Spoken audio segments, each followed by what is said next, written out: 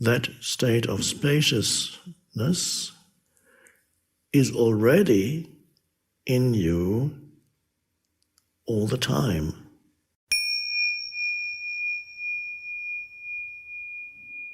There is an equivalent of dreamless sleep in our ordinary existence, but most people are not aware of that, and that is a dimension of consciousness that is possible for human beings, that has certain similarities with dreamless sleep. And although spiritual teachers and so on have spoken about it and pointed to it for a long time, thousands of years, it still is not common knowledge that there's a potential in every human being for realizing within him or herself a state of consciousness that is deeper, infinitely deeper than the ordinary state of thinking and doing normal life. I sometimes call that state spaciousness, inner spaciousness, or sometimes call it presence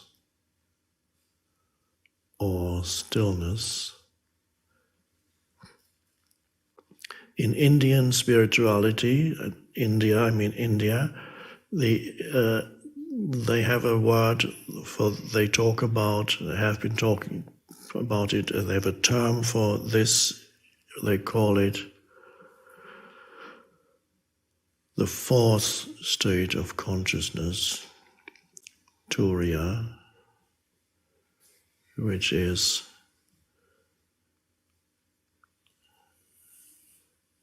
I believe you have dreamless state, dreamless sleep, you have the dream state, you have ordinary wakefulness, and then you have the fourth state, which most humans don't know that it's there for them. They don't know.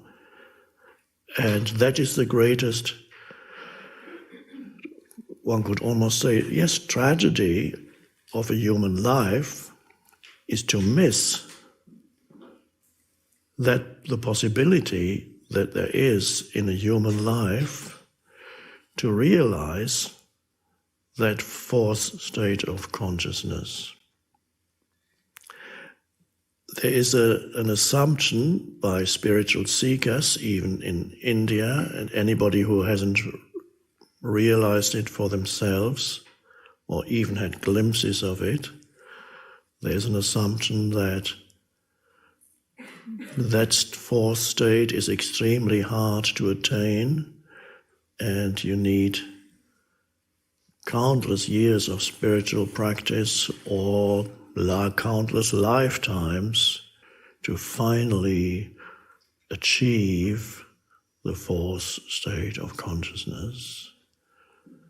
And that belief actually prevents you from realizing it within yourself, because that state of spaciousness is already in you all the time.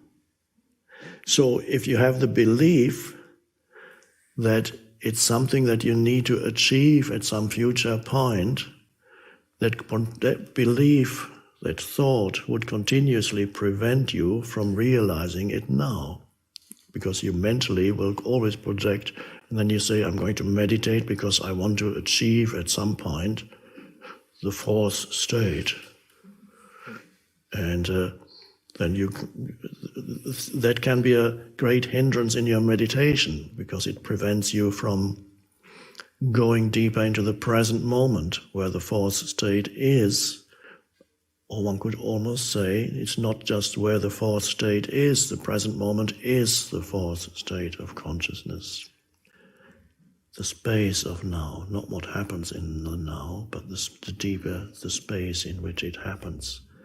The background to your life is continuously there, and continuously also often seeps through one thought, in between two thoughts.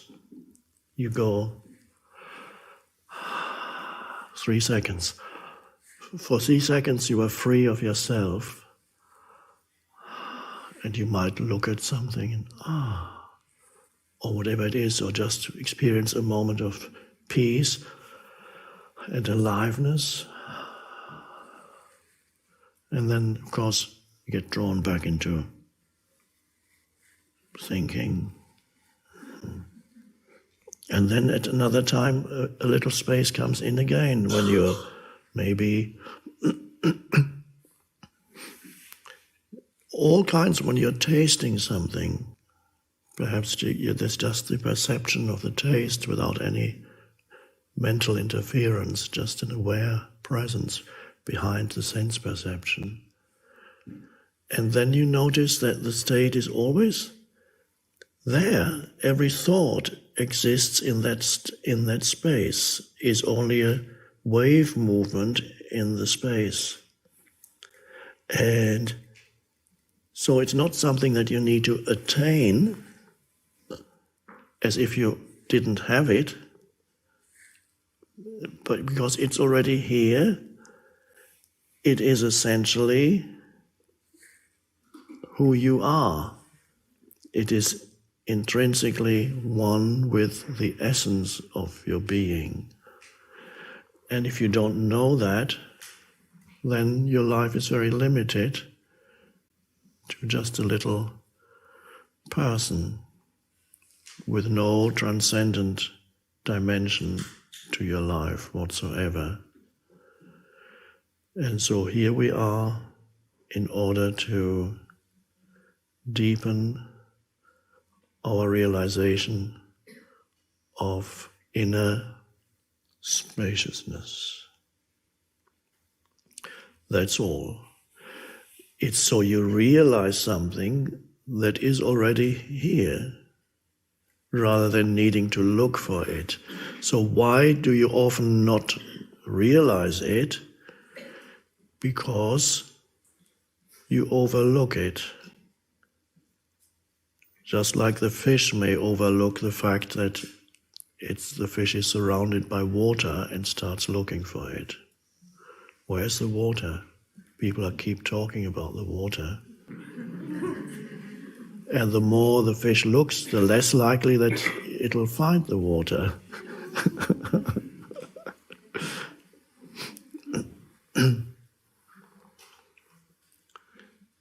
So that spaciousness is something that at first may appear in your life as a glimpse, and at first in many people's lives they don't know that that is spaciousness.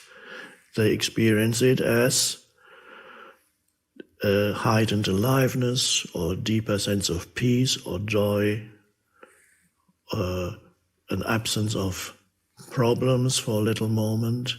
So they don't know that this is a different dimension of consciousness that has suddenly arisen. They can still confuse it with something else, as I did when the shift happened, and that was a rare thing. In my case, it happened and then kind of stayed. For most people, it's a more gradual thing. It comes gradually, first in glimpses, and then more suddenly it's there for a longer period of time, or you go deeper into it. And there's a gradual transformation of consciousness. Might be so gradual you don't even notice it. And when it happened to me, I didn't realize that there was spaciousness. I didn't have the word spaciousness. I didn't know anything about the fourth state of consciousness. I knew nothing about presence or even mindfulness. I didn't realize even that my mind had subsided and become spacious. All I knew is suddenly life is very peaceful. It feels so, this moment feels so good. That's all I knew. And where does this peace come from, I asked. Didn't know. I didn't know it was the depths of who I am.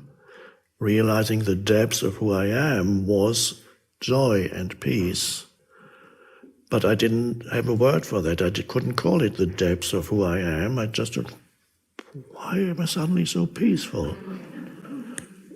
And I started keeping a diary which said, I don't know why I suddenly feel so peaceful. I just want to write down my daily experience of peace in case it leaves me, then at least I can remember it. And I wrote, it's still somewhere, I don't know where it is, locked away. I don't need to look at it, but it's interesting that there was no understanding of where did this peace originate? What is this peace? How did it come about? So the understanding came later. So you too, you may, well, not you, but people in your life, anybody who is not totally, continuously unhappy, anxious, angry, fearful, or continuously upset, or continuously in a state of deep discontent, and there are people like that. Don't know what the percentage of the population is, but a not insignificant percentage of the population live in an almost continuous state of discontent in one form or another. There's always a residue of anger. They're just waiting for the next thing to be angry about, to be upset about, or there's a continuous, whatever the state is, a certain percentage, yes, or they're totally unhappy and depressed and everything is just dreadful, or they approaching the borderline of what we conventionally call sanity and insanity, and then they step beyond this borderline and then they're declared clinically whatever insane or what. And so there are many people in mental homes who are so obsessed with their minds, no space whatsoever, and people are very unhappy, totally unhappy most of the time. Also, they experience virtually no relief from their mind, so no spaciousness at all makes for a very unhappy life. So, and that is the equivalent of somebody who cannot, if that were possible, who cannot go into dreamless sleep. All you ever experience is your dreams, and something prevents you from going into dreamless sleep. That would be awful, and of course you would go insane. The same applies to ordinary wakeful state. Somebody who has absolutely no access to the spaciousness within will be extremely unhappy in their ordinary wakeful state and will make others unhappy. Some become violent and create violence, and sometimes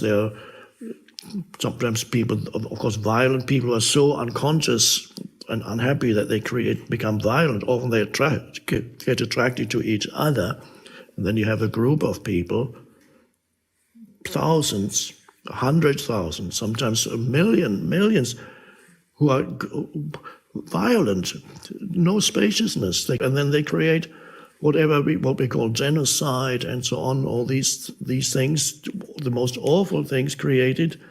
Life becomes a nightmare.